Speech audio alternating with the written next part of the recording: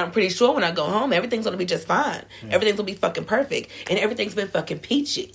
Okay, so speaking of trigger, though, the friends that you had then, did you lose some friends after you Definitely. stopped? So when I first came home, I didn't know this until the other day when I was looking for people on Facebook. And I couldn't find them. And I'm like, what the fuck? Like, I know these. Like, these is my friends. Like, you know, I'm just trying to tag them in this post. So they can see this, you know, story here, this show. So I'm looking for people. I'm like, wait, like, let me go to my blocked people. Okay. When I first came home from rehab, my boyfriend went on my Facebook and he blocked everybody who was associated with drugs. Real. Yes, blocked them from my Facebook. Like, blocked them from my phone, everything. Real. And I'm wondering as to why, like, they're not texting me back. Like, why they not, like, responding to me on Facebook. He was and stuff. thinking ahead. He was thinking ahead.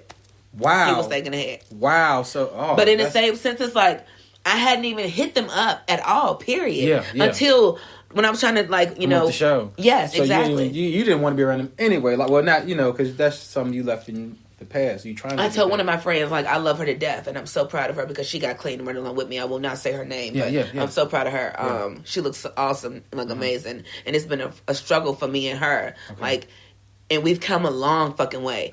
But I told her when I first got out of rehab, I was like, look, I love you to death. I'm like, but I really cannot, you know, talk to you and come around you unless you get some help, and I will help you get some help, but you just gotta want to, you know, get help. Okay. But I always tell people, I did this for me because I seen what it was doing to me. Like, I went back and looked at my pictures. When I first got pregnant, I was 148, 150 pounds. I've never been that small a day in my life, like, ever. Ever. So, like, it was really a reality moment for me because I was so little, and I was just dwindling away. But yeah, it's been an uphill battle. You know, oh man. Yes. So, you know, back home, seeing your kids when you first came back, how did it feel? So we would have NA meetings every night. Me, my kids, my mom, my boyfriend, all of that. And so when we would go into NA, we would have it at 8 o'clock. Okay. So my kids would be like, hi, my name is Ginger and I'm a TikTok addict. Or my daughter would be like, hi, my name is Kanaya and I'm a food addict. I'm addicted to food, you know, stuff like that. And, you know, we really, like, they really dedicated that shit because, mind you, when a person is an addict, they're not the only ones that's fighting that disease. Yeah. You got your family fighting it with you. You got your kids. Like, when I was in rehab, they told me a lot of the times, like, kids whose parents got to be in and out of rehab and out of jail, it fucks them up mentally because it's like, why can't you do right for me? Why can't you get your shit together for me? Why am I not good enough for you to do right for me? I don't ever want my kids to say that. Ever. So I had to get my shit together. The family band together to get you right, to help you. Yes, my whole family look out for me. My whole family, like, if it wasn't enough for them, I don't know where I would be, honestly. Like, honestly, they do. But don't nobody got me like my man got me. And that's, like, that's word to that. Like, don't nobody got me like he got me. Like, no bullshit. Like, I've never, not even my friends have ever treated me like he treated me. Okay.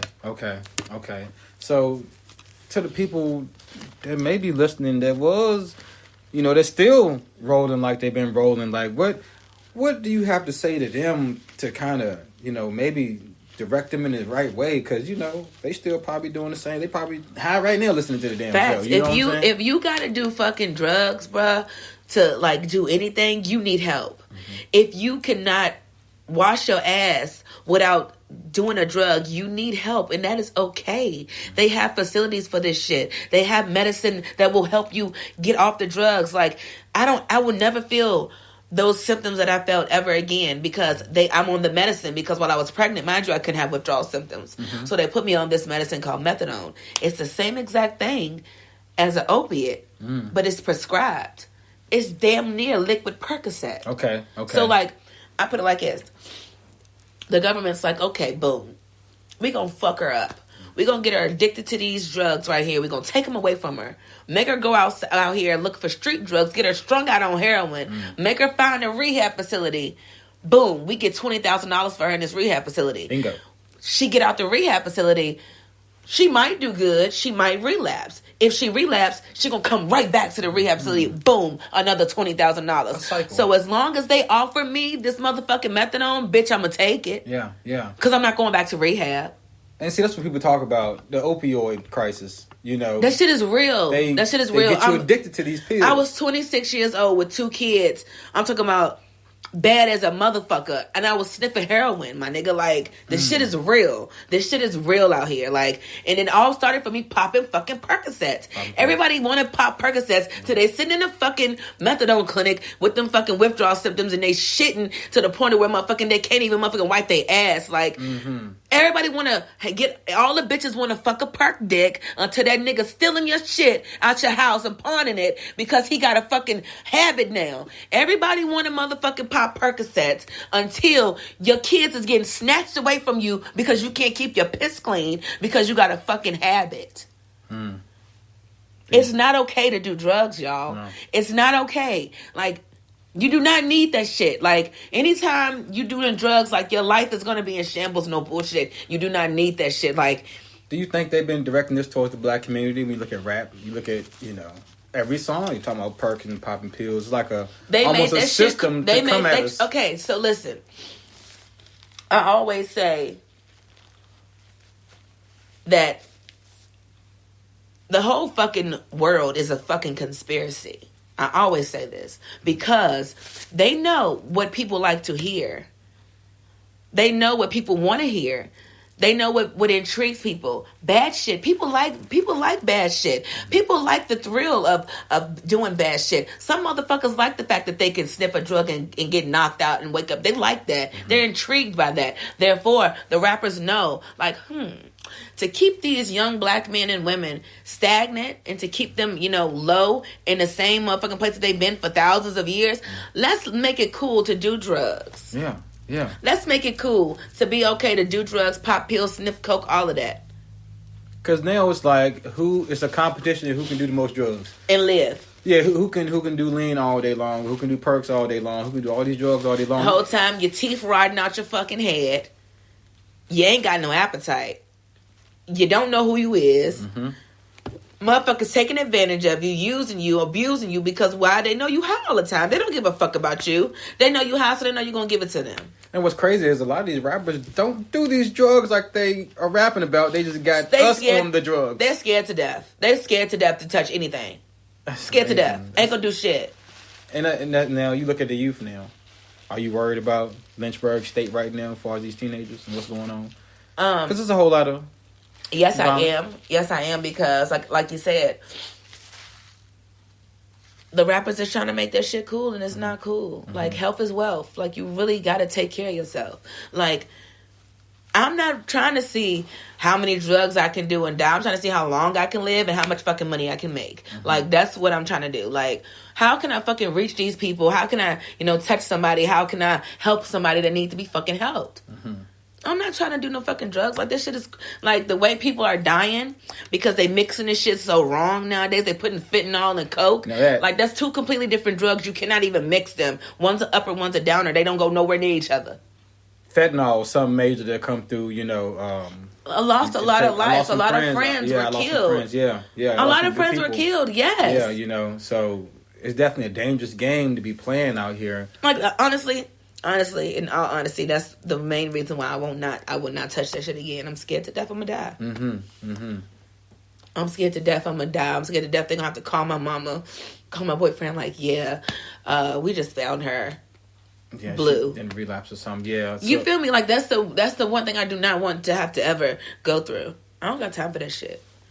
God is big in your life. You're religious. Okay, I'm gonna keep it 100 with you. What is it? Are you spiritual? I believe in God. Yes, I do. But ever since I became pregnant, I started studying the chakra. Okay, I've heard of it. Okay, so with the chakra, you got 7 layers of the chakra, 7 different colors. That's what's on my nails, matter of fact. Okay. All right. Yeah, okay, nice all the nails. symbols and stuff. This right here, these are lava rocks, and this is copper. Copper helps with, like, fatigue, and lava rocks help with your attitude, to give you... keep you calm, cool, and collected. Right. And ever since then, I've been studying that because whenever I would get in trouble, and go to jail, especially for some shit I didn't do. I would pray to God and be like, God, please, like, please. Next thing you know, I'm going upstairs to population. Mm-hmm. And I'm like, okay, my nigga, like, this is not working for me. I'm going to try a different approach. I'm going to try something different, see if that works. And this works for me. Okay. Like, this works for me. Yes, I still believe in God because there's definitely a God. Mm-hmm. And one thing I do know about religion, in every religion, there's always Jesus Christ. They always talk about Jesus. In every other religion, they always talk about Jesus. So it had to have been a Jesus. Yes. He wasn't white. He was not white. Yeah, that's a whole fact. And I swear, I swear up and down, I believe that God is a woman. Okay. The Son of God. I've had discussions about this now. Candid talk, you already know how we do when we get deep. And somebody broke it down to me. They said, think about it. Mother Nature. Why is it Mother Nature? Hello. Why is it, Father, Son, and Holy Ghost? Why aren't you taught? Why isn't the woman, when you got a father and a son, it's normally a woman right there. Not three men. Okay, now so that's deep talk right there. Okay, let me bring this back that you said that. Mm-hmm. The Father, the Son, and the Holy Ghost. Now, back in the day, it was the Father, the Son, and the Mother in old African culture. They really prided family. Like that, family was everything. Mm-hmm. It was the Father, the Son, and the Mother. Once again, it's a fucking conspiracy. Yeah. They want to always remove the black man from the black woman. Very true. Always. So what they do, they took the woman out and said the Father, the Son, and the Holy Ghost. What? Well, I go to like modern day now. We have no black TV shows to show really good family-oriented shit. Like us doing well with, productive black man, productive black woman. The only little kid show they got, the fucking black family are a ghost.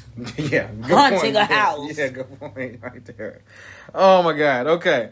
All right. I want to jump to this. I can't forget this, man. You spoke to me about mental health, right? Yes. Your mental state or the important conversation that needs to be had, because black people, we don't really talk to each other about mental health, especially black men. We see things that somebody might be wilding out or we say, tripping, and we don't think like, hey, they might be going through something mentally. Hello. Bipolar, disorder, schizophrenia, all different type of things that, you can speak on that yourself. Now, have you went through anything mentally or you just... Hell yeah. When I was in rehab... My counselor told me, she's like, Tiana, you definitely have PTSD from your childhood. Like, from the fact of, okay, so, all right, we're going to get a little personal. Yes. So, back when I was a kid, I got molested. I didn't tell my mother till I was like 21 years old. Mm-hmm. And when I told her, she was like, are you serious? Like, why didn't you tell me when you were a kid? And I was like, because I was scared. Like, what do you mean? So, like, that's always fucked with me. My dad died when I was 8. That's always fucked with me. Then my stepfather died when I was 15. That, like, he was my father from the time before my real dad died. Like, my mom had been with him since I was, like, 6 years old. Okay, so you're going through a lot of trauma as a kid. Trauma. Now, to not to go too deep with that, but the molestation, they said it normally happens with a family member or someone close to the family. Is it the same type of situation, someone close to the family? It was my mom's ex-boyfriend before my stepfather. And you were how old around this time? I was in kindergarten. Oh, wow. Okay. Yeah, I was in kindergarten. So this can paint a picture of, how later on in life you may try a drug or say, I'm going to try this, I'm going to try that. Maybe because trauma you had as a child that you never really, let out of you. You know what I'm saying? Yep. And that's exactly what she said. She was like, you're trying to mask all of this. She was like, because you try so hard to deal with it. She was like, and whole time you think about it constantly. So you doing drugs, it gets it off your mind. Mm-hmm. You don't think about it no more. You're in a free state. You're free. You can have fun. You can be happy. You can be joyful. She was like, but you don't have to do that. You don't have to do drugs to feel like that.